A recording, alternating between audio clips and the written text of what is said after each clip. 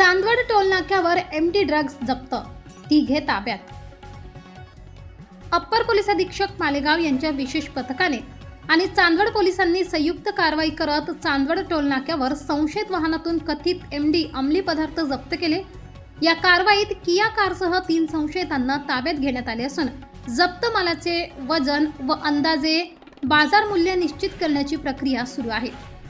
Police सूत्रांनी दिलेल्या माहितीनुसार मुंबईहून मालेगावच्या दिशेने एका किया कारमधून अंमली पदार्थाची वाहतूक होत असल्याची गोपनीय माहिती पोलीस निरीक्षक कैलास वाघ यांना मिळाली होती।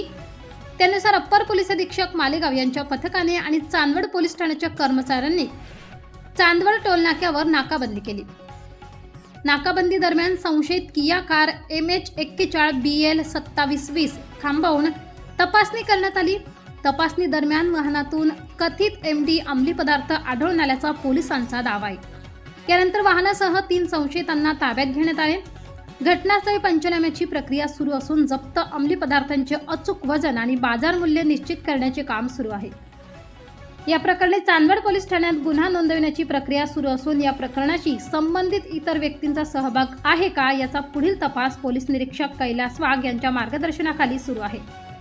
पोलिसांच्या कारवाईमुळे अंमली पदार्थांच्या तस्करी विरोधातील मोहिमेला आणखी बळ मिळाल्याचे बोलले जात आहे। S9 TV न्यूजसाठी शरद पवार, चिंचवे, चांदवड।